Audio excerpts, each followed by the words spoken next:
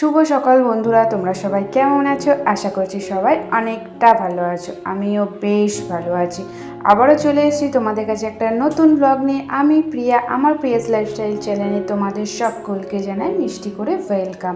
তো সকাল সকাল উঠেই কিসমিস ভেজানোর জলটা সবার আগে আমার ফার্স্ট কাজ। ওটা খেয়ে নিয়েছি, জানো তো। খেয়ে নিয়ে লেগে পড়েছি কাজে। আজ শুক্রবার, তো হাজব্যান্ড কাজে যাবে, তো তার জন্য রান্নার তোড়জোড়ও শুরু হয়ে গেছে। এদিকে মাকে চা দিয়ে চলে এসেছি, এসে ভাতটাও বসিয়ে দিয়েছি। আর এদিকে জানো তো ডাল ভাতে দিয়েছি। ডাল ভাতে বলতে ডালটা সেদ্ধ করতে দিয়েছি, ডালটা লাস্টে সাঁতলে দেবো। আর এখানে ডিমের ঝুড়ি ঝুড়ি মতো করছি, আর আলু দিয়ে মানে সরু সরু করে জানো তো আলু কুটে কি সুন্দর একটা পেঁয়াজ আলু দিয়ে একটা শুকনো শুকনো তরকারি মতো হবে। তো তার জন্য আলুটাও কুটে নিয়েছি। আর এই তরকারিটা যেন তো বেশ ভালো খেতে লাগে, মানে ডাল বলো বা শুধুও বলো, বেশ ভালো লাগে।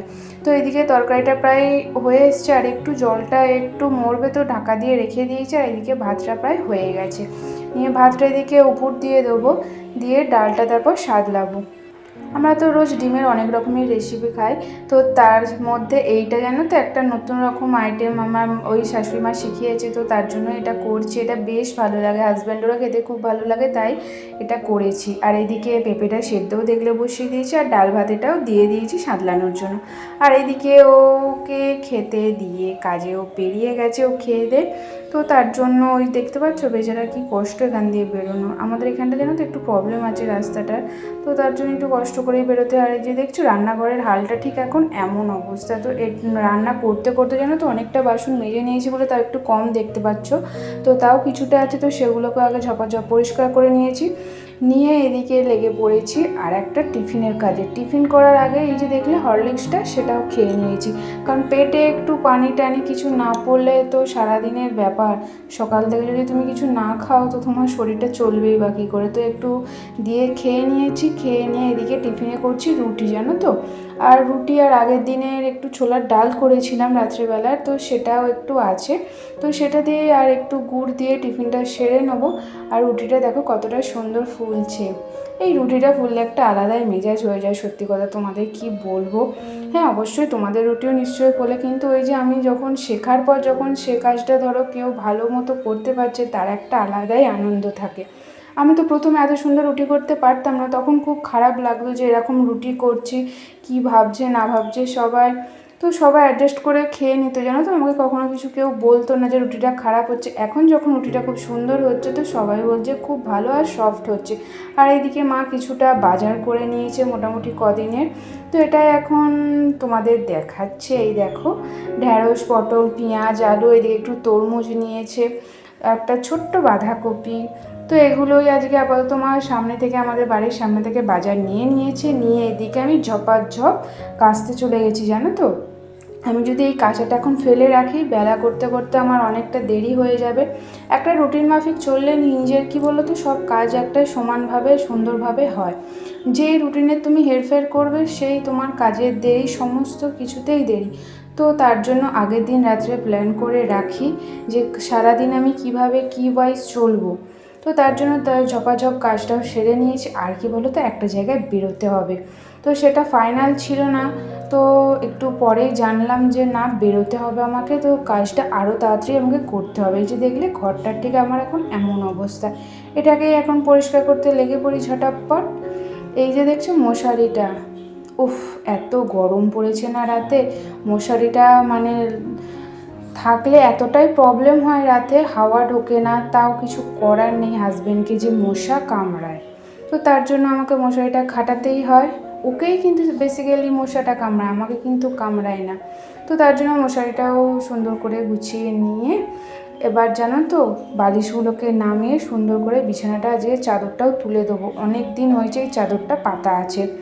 আর বেশি দিন দেখবে চাদর পেতে রাখলে না নোংরা হয়ে যায়, মানে খুব নোংরা হয়ে গেলে সার্ফ দিয়ে পরিষ্কার করতে না খুব অসুবিধা হয়। তো তার জন্য দেখবে অল্প সামান্য একটু নোংরা হবে, তার মধ্যেই তুমি 3 দিন মতো মিনিমাম চাদর পাতলে তাও ঠিক আছে।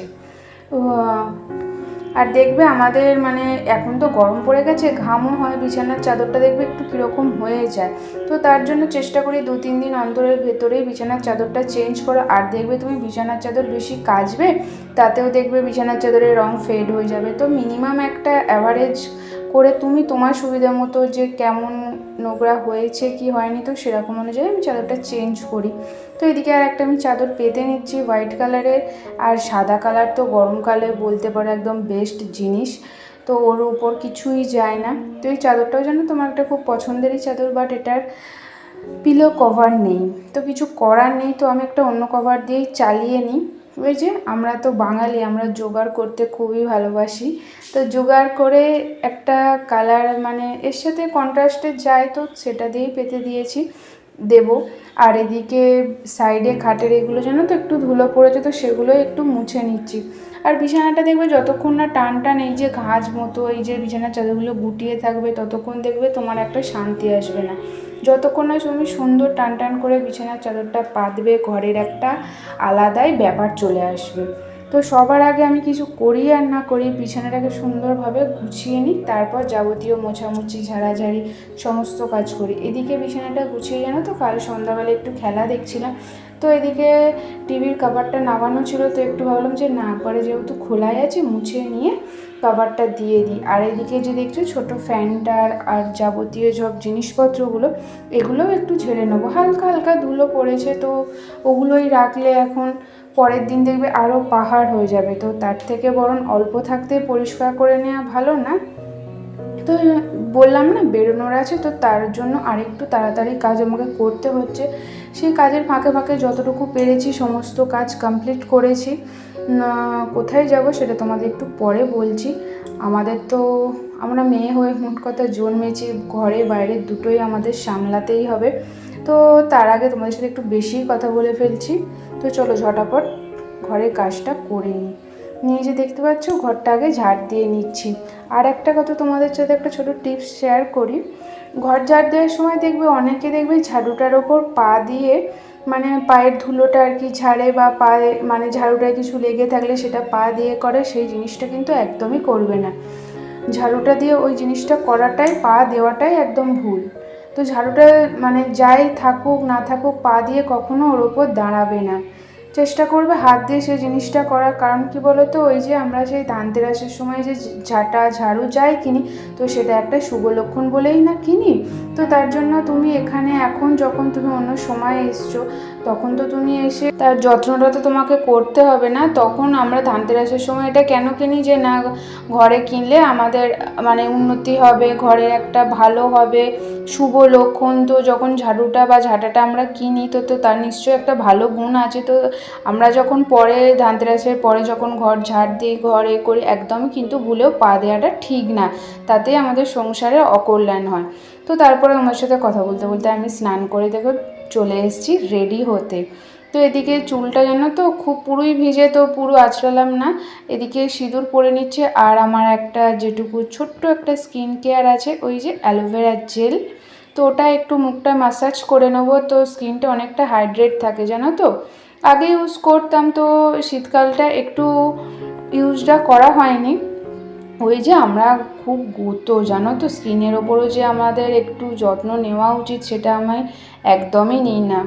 তো এখন থেকে একদমই না, নিজের কেয়ারটা সবার আগে, তবেই তুমি সবাইকে ভালো রাখতে পারবে। তো নিজের যত্ন সবার আগে করো, তারপরে তুমি সবাইকে ভালো রাখো।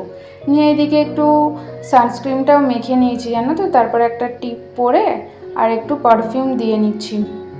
আর বাইরে যেন তো প্রচণ্ড রোদ, তো তার মধ্যেও আমাদের কিছু করার নেই, মেয়ে হয়ে জন্মছি, সব কিছু তো আমাদের করতেই হবে, ঘরে বাইরে দুটোই।